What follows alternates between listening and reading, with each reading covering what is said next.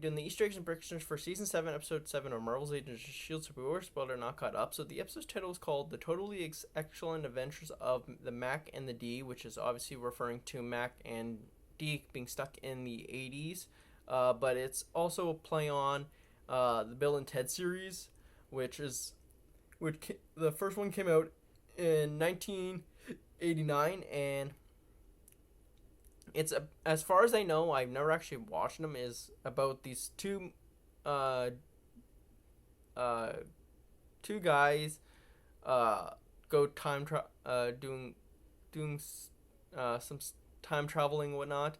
But as far as I understand, is that the sequel to the Bill and Ted series called The Bogus Journey, I believe it is, had dealt with robots, so it's possible that they're that's also a way that they're referencing in this episode.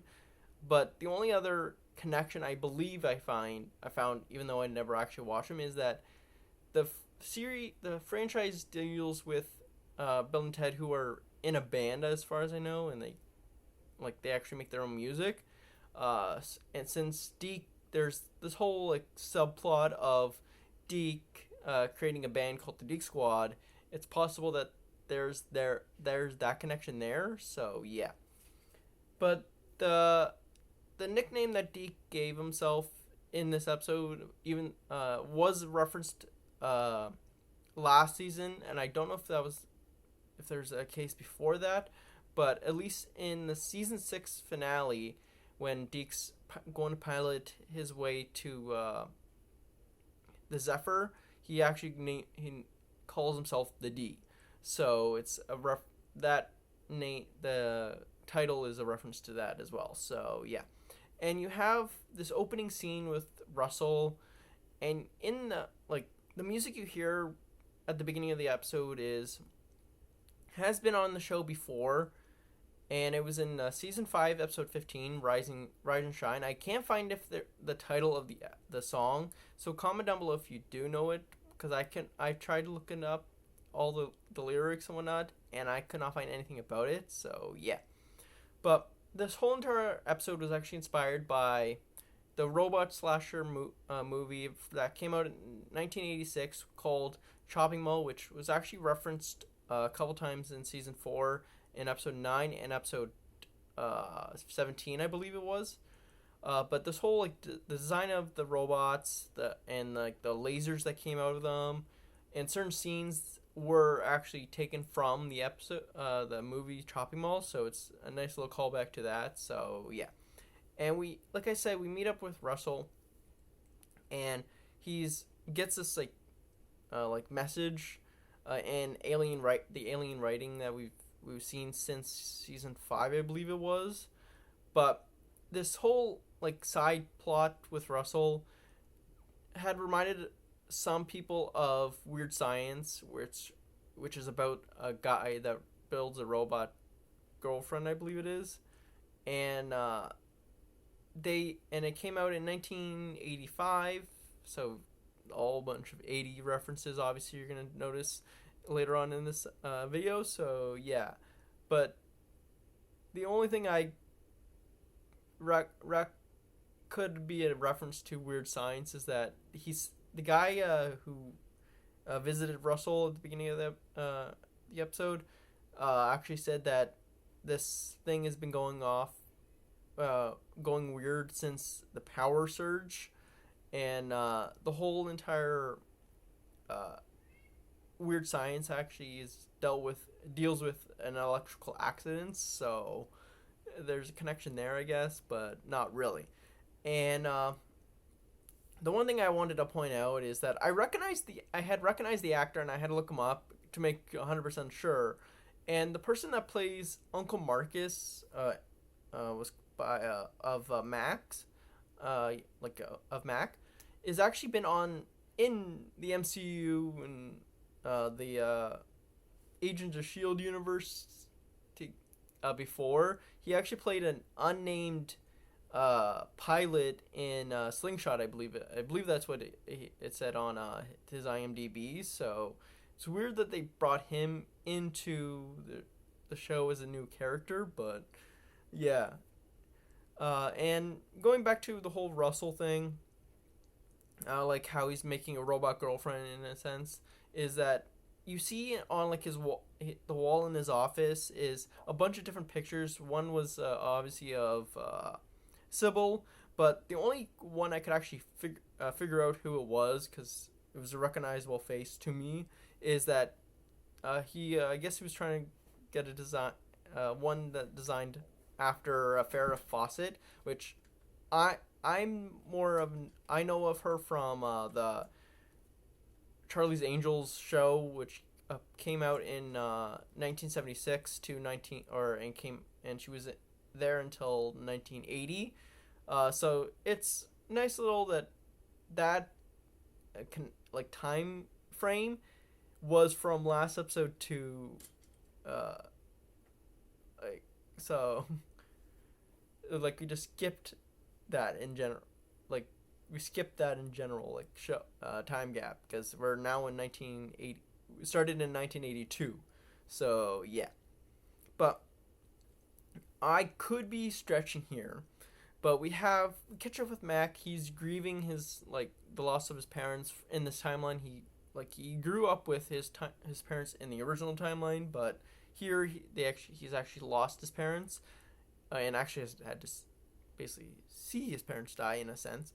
But he starts doing like these model cars, which he did earlier on in the series of season 2, episode 6, 7, I believe it is, and he gave it to like a model Corvette to Coulson that looked like Lola and whatnot, and it was a whole part of the storyline there. But the Corvette he was working on was from 1967, instead of 1962's Coulson's Lola's Corvette. It's possible that they're referencing that, but I don't know if it actually is the case. It just mostly just a callback to him tinkering with like his obsession with tinkering with different little cars and like bigger cars and whatnot. So yeah, and I could be also stretching here as well, but the place that Deke actually works at, like plays at, is called is called Swayze's. As far as I know, there are bars called Swayze's, but it's possible that they're referencing Patrick Swayze, which was a big known actor, actually became popular in the 80s. So yeah, I don't know if that's the case or not, but we hear that Deke's has made a band and has been stealing a bunch of different songs. The song that his band actually sings is called "Don't You Forget About Me" by Simple Minds, which came out in 1985, and it was popular because of the Breakfast Club movie. And he obviously changed different lyrics, and he actually managed to get the name Daisy in this song. So obviously he's still obsessed with or loves Daisy. So I wonder if they're gonna actually reveal that to Daisy or not, because it's been going on since season 5, and Daisy still has not figured it out as far as we know. But yeah, and the shirt that Deke's like on merch. Deke mentioned about the merchandise or whatever, and you see actually on the poster later on in the episode is that under like the Deke Squad like logo, it says "Money for Nothing's Tour" or something along those lines, and it's actually a reference to the song by Dire Straits. I want to say it's Straits, which came out in 1985. So yeah. And we meet Deke's Squad, and it's actually apparently resembles the A-Team intro, like whatnot, and that came out in 1983. And there's actually kind of a cool little callback to an actor who actually has been on the show once before, and he actually passed away, and he's actually known for being on another Josh Whedon show, Firefly, which was Ron Glass, because we have this character named Roxy Glass and whatnot. So it's nice that they have a little callback to him, because he actually appeared in the very first episode of the series, and then another appearance later on in episode 11, I believe it was. But he sadly passed away a couple years ago, so it's nice that they had a little callback here before the show ended, to where it all began with another actor. But we meet this other two people called the Chang brothers, basically, but they call them the Chang gang, and it's possible that they're supposed to resemble the Koenigs, but apparently later on in the episode they actually mentioned that they're big fans of Mac and whatnot, and it's actually the case. Like, they actually are big fans, because if you're, like I said, I've mentioned a couple times, if you watched Elizabeth's entrance live streams, they've actually had the guests or the Deke squad on in that video this week, and they actually mentioned that they actually auditioned for another role before getting this role, and they said it was a year before filming this episode. So the only one I'm assuming they were auditioning for were the two duo of Toad and something, I believe that his name was. The two people that turned into Shrikes and was just turned into Shrike zombies, and was called, had their fingers broken and stolen their ship and whatnot back in season 6, which appeared in season 6 episode 3, I believe it was. So yeah, that's the only duo I would think they would have possibly auditioned for. I don't know if they actually mentioned if that was them or not, but it's a possibility. But they actually mentioned that they've been fans of the show since the beginning of the show, and Marvel in general. So they are actually big fans of the show. So it's a nice little Easter egg, I guess, for like people that behind the scenes that knew about this. So we meet up with Coulson's resurrection again, like how he has this superpower of dying, and he is stuck in this TV box, and I would not have known this. I've actually recognized him after looking him up, but Coulson's like being stuck in a box is actually a reference to Max Headroom, and he's an AI from the 1985. So yeah, and like the whole design of like the lines behind Coulson is obviously a reference to Max Headroom, and I don't know if this is the case or not, but I think it's just before the gauntlet happens, but you see Deke have like a changed outfit or whatnot, and he's actually in this jumpsuit, and he's wearing these glasses and takes them off and whatnot, and it's possible that it's a reference to the movie Top Gun with Tom Cruise, and they did reference a Tom Cruise movie earlier on in the season. So, but that came out in May of 1986. So yeah, and we have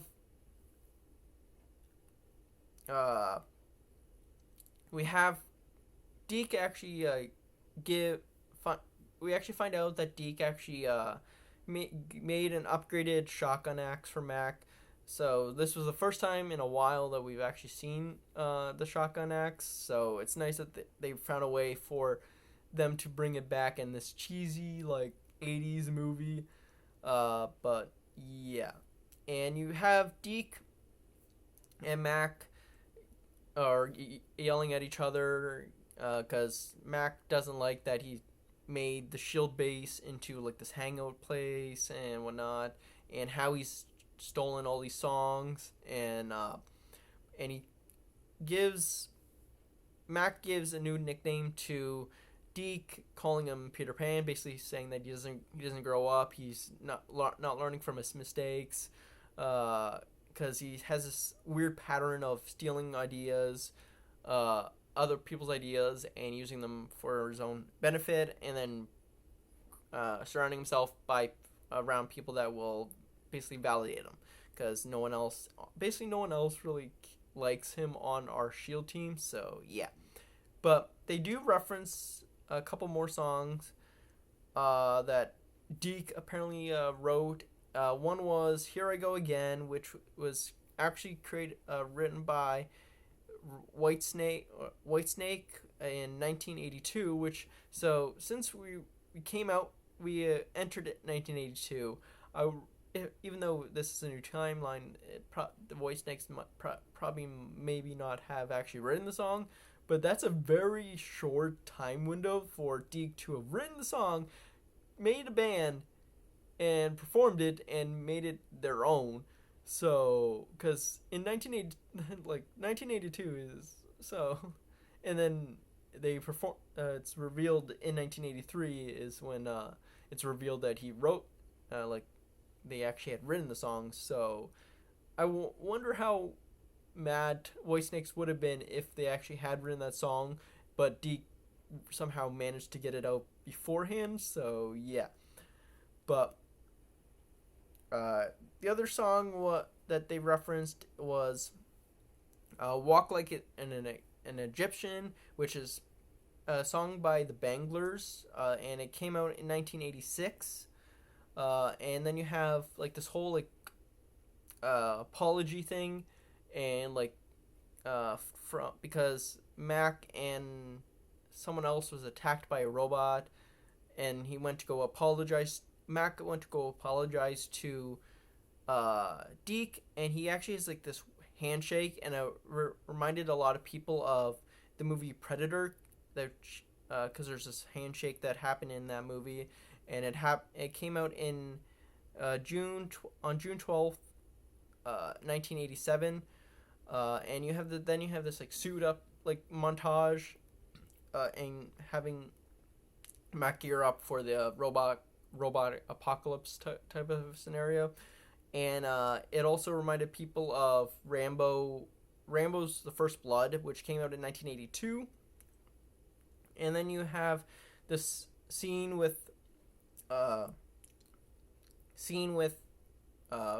gang fighting the robots, and Mac actually references saying, "You and I got a score to settle Short Circuit," which is actually a reference to the movie Short Circuit, which came out on May 9th, 1986. And then that's about it. But you have then skipped to Mac and Deke going to visit the younger version of Mac and the family, going to give the toy car that he was painting on early on, or was created earlier on in the episode.